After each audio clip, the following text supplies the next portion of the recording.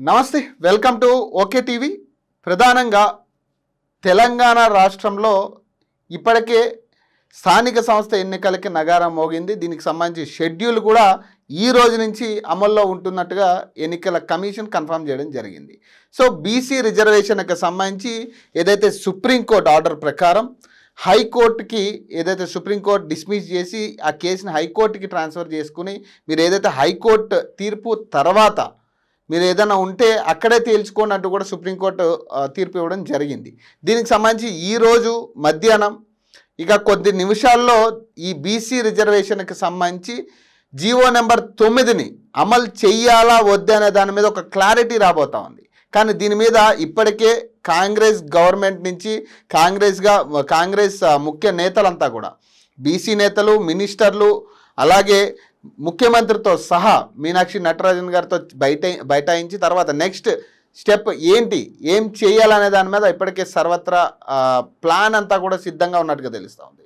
So ఎలాగైనా కూడా 42% reservation ఇచ్చి తీరుతామని చెప్పి కాంగ్రెస్ పార్టీ మాట్లాడుతున్నమాట. సో దీని మీద ఎవరు అడ్డొచ్చినా కానీ ఖచ్చితంగా బీసీలకి 42% అమలు చేయాల్సిన రిజర్వేషన్ అమలు చేసి తీరుతాం. ఒకవేళ కోర్టు తీర్పు కనుక వ్యతిరేకంగా వస్తే అవసరమైతే సుప్రీంకోర్టు కూడా వెళ్ళే ఛాన్స్ ఉంది, వెళ్తామంటూ కూడా మంత్రులు చెప్తా ఉన్నారు. పొన్నం ప్రభాకర్ లాంటి వాళ్ళు కూడా ఈ అంశం మీద మాట్లాడడం జరిగింది. సో ఈరోజు దీనికి సంబంధించి జెడ్పీటీసీ అలాగే ఎంపీటీసీ స్థానాలకి దాదాపు 31 జిల్లాలలో తెలంగాణ వ్యాప్తంగా 31 జిల్లాల్లో స్థానిక సంస్థ ఎన్నికలు అలాగే జెడ్పీటీసీ అలాగే ఎంపీటీసీ స్థానాలకి ఎన్నికల షెడ్యూల్ విడుదలైనట్టుగా తెలుస్తూ ఉంది. ప్రస్తుతం ఒకసారి చూద్దాం. తెలంగాణ రాష్ట్రంలో స్థానిక సంస్థ ఎన్నికల నగారం మోగింది. మొదటి విడత జెడ్పీటీసీ ఎంపీటీసీ ఎన్నికలకు ఈరోజు నోటిఫికేషన్ను విడుదల చేశారు రిటర్నింగ్ అధికారులు. నేటి నుంచి ఈ నెల 11వ తేదీ వరకు నామినేషన్లు స్వీకరించనున్నారు. రాష్ట్ర వ్యాప్తంగా 31 జిల్లాల్లో 2 విడతలుగా ఎంపీటీసీ జెడ్పీటీసీ ఎన్నికలు జరగనున్నాయి.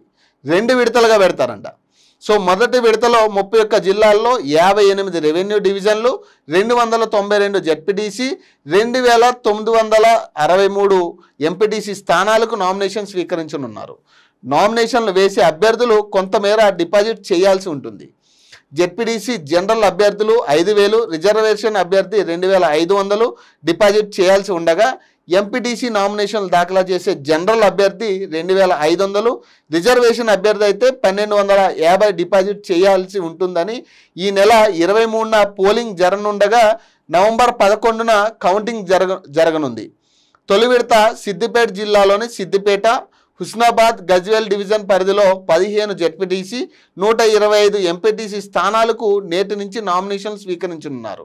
మండల పరిషత్ కార్యాలయంలో జెడ్పీటీసీ నామినేషన్లు స్వీకరించనుండగా ఎంపీటీసీ స్థానాలకు క్లస్టర్ స్థాయిలో నామినేషన్లు స్వీకరించనున్నారు. అలాగే సంగారెడ్డి జిల్లాలో తొలి విడతలో జహీరాబాద్, నారాయణఖేడ్ డివిజన్లో 12 జెడ్పీటీసీ 129 ఎంపీటీసీ స్థానాలకు నామినేషన్లు స్వీకరించనున్నారు. అధికారులు మెదక్ జిల్లాలో మెదక్ డివిజన్ పరిధిలో 10 జెడ్పీటీసీ 99 ఎంపీటీసీ స్థానాలకు నామినేషన్లు స్వీకరణ జరగనుందని ఎన్నికల కమిషన్ చెప్తా ఉంది. దీనికి సంబంధించి మరి ఇప్పుడే బీసీ రిజర్వేషన్కి సంబంధించి కూడా ఈరోజు తుది తీర్పు వెలువడనుంది. సో నిన్న యాక్చువల్లీ 8వ తారీఖే తీర్పు వచ్చే ఛాన్స్ ఉంది అని కొంత సమాచారం వచ్చినప్పటికీ నిన్న వాదనలు విన్న తర్వాత సో ఈరోజు 9వ తారీఖు మధ్యాహ్నం 2:15 తీర్పు వెలువడే అవకాశం ఉందని చెప్పి నిన్న కోర్టు జడ్జిమెంట్ ఇవ్వడం జరిగింది. మరి దీని మీద ఇప్పటికే వాదనలు స్టార్ట్ అయినట్టుగా కనపడతా ఉన్నాయి. మరి బీసీ రిజర్వేషన్ కనుక ఒకవేళ అమలు చేయడానికి కోర్టు నిరాకరిస్తే మరి ఇక్కడ స్థానిక సంస్థలు జెడ్పీటీసీ ఎంపీటీసీ స్థానాలకు మరి బీసీ రిజర్వేషన్ అమలు కానట్టేనా? ఇదొక పెద్ద క్వశ్చన్ మార్క్ కనపడతా ఉంది. ఎందుకంటే గతం నుంచి కూడా మనం మాట్లాడుకుంటాం బీసీ రిజర్వేషన్కి సంబంధించి 42% అమలు చేయడం 9th షెడ్యూల్లో పెట్టడం కరెక్ట్ కాదు, అది జరగదు అంటూ కూడా బీజేపీ నాయకులు ఇప్పటికే చెప్పినట్టుగా చూస్తున్నాం. సో ఏదైతే స్థానిక సంస్థ ఎన్నికలకి 42% అమలు చేస్తామంటూ జీవో నెంబర్ 9 రాష్ట్ర ప్రభుత్వం తీసుకురావడం జరిగింది. మరి ఈ జీవో నెంబర్ 9 విషయంలో కూడా చాలా అభ్యంతరాలు వ్యక్తమవుతా ఉన్నాయి. రెడ్డి జాగృతికి సంబంధించి కూడా చాలామంది కోర్టుకు వెళ్ళిన పరిస్థితి. 42% ఒకవేళ బీసీలకు ఇస్తే ఓవరాల్గా చూస్తే 69% అవుతా ఉంది. మరి సుప్రీంకోర్టు తీర్పు ప్రకారం 50% మించకూడదు కదా, మరి ఎట్లా మీరు 69% ఇస్తారు, మరి మిగతా కులాలకు అన్యాయం అవుతుంది ఇక్కడ అని రెడ్డి జాగృతి అధ్యక్షులు వెళ్ళడం జరిగింది. మరి దీని మీద కొంత అతనికి సంబంధించి కూడా కొంత మనం మాట్లాడడం జరిగింది. ఇతను కూడా కాంగ్రెస్ వ్యక్తే, రేవంత్ రెడ్డి కనుసైగల్లోనే ఇదంతా జరుగుతుందని. అంటే ఒక పక్క బీసీలకు ఇస్తామంటూనే ఒక పక్క పుల్ల పెట్టే ప్రయత్నం చేస్తూ ఉంది కాంగ్రెస్ పార్టీ క్లియర్గా. సో ఇప్పుడు అదే జరుగుతూ ఉంది. మనం మొన్న ఎన్నికల షెడ్యూల్ ఇచ్చినప్పుడు కూడా మనం మాట్లాడాం, ఇంత తొందరగా ఎన్నికల షెడ్యూల్ ఇవ్వాల్సిన అవసరం ఏంటి? ప్రధాన క్వశ్చన్ ఇదే. అసలు ఇంత తొందరగా మీరు ఎన్నికల షెడ్యూల్ ఎందుకు వెళ్తూ ఉన్నారు? బీసీ రిజర్వేషన్ మీద ఇంకా క్లారిటీ లేదు, బీసీలు యాక్సెప్ట్ చేసే పరిస్థితి లేదు. మీరు ఒకవేళ 42% ఇవ్వను అంటే ఖచ్చితంగా బీసీలు తిరగబడే పరిస్థితి ఉంది. మరి ఇలాంటి సమయంలో ఇంత హడావిడిగా ఎన్నికల షెడ్యూల్ రిలీజ్ చేసి ఎన్నికలు పెట్టి వితిన్ 1 month కూడా కాకుండానే మీరు దీని మీద రిజల్ట్ ఇచ్చే పరిస్థితులు కనపడతా ఉన్నాయి. మరి ఇక్కడ మరి బీసీలు యాక్సెప్ట్ చేస్తారా? ఇప్పుడు ఒకవేళ జీవోకి వ్యతిరేకంగా గనక, జీవో నెంబర్ 9కి వ్యతిరేకంగా గనక తీర్పు వస్తే మరి నెక్స్ట్ ఏం చేయబోతా ఉంది కాంగ్రెస్ పార్టీ? హైకోర్టుకి వెళ్ళే పరిస్థితి, సుప్రీంకోర్టుకి వెళ్ళే పరిస్థితి ఉంటుందా?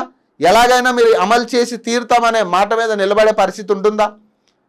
మరి ఒకవేళ బీసీలు రిజర్వేషన్కి ఇవ్వడం, అమలు చేయడం కరెక్ట్ కాదు అని కోర్టు తీర్పిస్తే మరి బీసీలు యాక్సెప్ట్ చేస్తారా? 23% మళ్ళీ పరిమితం చేస్తే మీరు.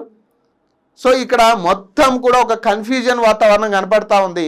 ఏదైనా కోర్టు తీర్పు అనంతరం బీసీ ప్రధాన నాయకులు లేదా బీసీ నాయకత్వం, బీసీ ఓటర్లు వాళ్ళు ఎట్లా రియాక్ట్ అవుతారనే విషయం మీద చూడాలి. ఎందుకంటే కోర్టు ఏం తీర్పు ఇస్తుంది అనేది కొంత ఉత్సాహం కనపడతా ఉంది. ఎందుకంటే ప్రజల్లో కూడా ఖచ్చితంగా 42% కోర్టు తీర్పు ఇస్తుంది అనేది కాంగ్రెస్ పార్టీ నాయకుల మాట. సో సుప్రీంకోర్టులో ఆల్రెడీ ఇది జడ్జిమెంట్ కొట్టేసింది కాబట్టి సో ఇక్కడ కూడా అదే జరుగుతుంది. ఈ జీవో నెంబర్ 9ని ఆహ్వానిస్తుంది కోర్టు, హైకోర్టు. సేమ్ ఇదే తీర్పు ఇక్కడ కూడా వచ్చే ఛాన్స్ ఉంది, మాకు పూర్తి నమ్మకం ఉంది హైకోర్టు మీద అని చెప్పి ఇప్పటికే కాంగ్రెస్ మంత్రులు చెప్తా ఉన్నారు. మరి అదే రకమైన తీర్పు వస్తుందా, లేదా మళ్ళీ అదే 23%కి బీసీలు పరిమితం చేస్తారా అనేది ఇక్కడ చూడాల్సిన విషయం. ఎందుకంటే ఇక నోటిఫికేషన్ ఇచ్చిందంటే ఖచ్చితంగా ఇక ఎన్నికలు పెడతామన్నట్టుగానే కదా, ఓపెన్గా మేము ఇంకా పెట్టి తీరుతాము, మీరు ఏదైనా చేసుకోండి అన్నట్టుగానే కనపడతా ఉంది కదా. మరి ఇప్పుడు నిజంగా బీసీలకి 42% అమలు కాదు, మరి అప్పుడు ఏం చేస్తారు? మరి రీషెడ్యూల్ చేస్తారా? మరి ఎన్నికల్ని చేసే ఛాన్స్ ఉందా? మీరు ఆల్రెడీ దాదాపు 31 జిల్లాల్లో మీరు ఎన్నిక పెడతామని చెప్పి ఓపెన్గా మీరు ఆల్రెడీ ఈరోజు నోటిఫికేషన్ ఇవ్వడం జరిగింది ఎన్నికల కమిషన్. మరి ఈ సమయంలో ఒకవేళ 42% అమలు చేయడానికి వీలు కాదని హైకోర్టు తీర్పిస్తే మరి 31 జిల్లాల్లో ఉన్న ఇప్పుడు ఏదైతే నోటిఫికేషన్ ఉందో మళ్ళీ దీన్ని పోస్ట్పోన్ చేసుకుంటారా? బీసీ రిజర్వేషన్ ఓకే అయిన తర్వాత మరి ఈ ఎన్నికలు పెట్టే ఛాన్స్ ఉందా అంటే ఇక్కడ కనపడట్లే. ఎందుకంటే ఇది ఖచ్చితంగా పెట్టి తీరాల్సిందే. ఇక్కడ వీళ్ళు చెప్పేది ఏంటంటే ఖచ్చితంగా ఈ ఎన్నికలు జరగనున్నాయి. ఒక పక్క అది పెండింగ్లో ఉన్నప్పుడు ఇదే క్రమంలో నోటిఫికేషన్ ఇవ్వడం, లేకపోతే ఇట్లాంటి పరిస్థితులు తీసుకురావడం, ఈరోజు ఆల్రెడీ పెండింగ్లో ఉందన్న విషయం తెలుసు. మరి తెలిసిన టైంలోనే మీరు ఆ తీర్పు వచ్చేదాకా వెయిట్ చేయకుండానే ముందే మీరు ఎన్నికలకు వెళ్తున్నామని చెప్పి ఓపెన్గా మీరు నోటిఫికేషన్ ఇచ్చినప్పుడు ఇక్కడ అంతర్గతంగా కనపడుతుంది ఏంటంటే బీసీలకు మళ్ళీ అన్యాయం చేసే పరిస్థితులే కనపడతా ఉన్నాయి కాంగ్రెస్ పార్టీ నుంచి. సో చూద్దాం దీనికి సంబంధించి తీర్పు ఏ రకమైన తీర్పు వస్తుంది అనేది ఖచ్చితంగా మనం కోర్టు పరిధిలో ఉంది కాబట్టి దాన్ని గౌరవించి ఖచ్చితంగా వేచి చూడాలి. సో ఏదైనా 2:15 కోర్టు తీర్పు ఉంది కాబట్టి సో ఎట్లాంటి పరిణామాలు జరగనున్నాయి, కోర్టు ఏ రకమైన తీర్పు ఇస్తుంది అనేది కొంత మనకి ఉత్కంఠ కనపడతా ఉంది. చూద్దాం దీనికి సంబంధించి. ప్రస్తుతం అయితే జెడ్పీటీసీ ఎంపీటీసీలకి సంబంధించి నోటిఫికేషన్ అయితే విడుదల అయ్యిందనే చెప్పుకోవచ్చు. సో ఇది ఈ మరిన్ని అప్డేట్స్ కోసం చూస్తూనే ఉండండి ఓకే టీవీ.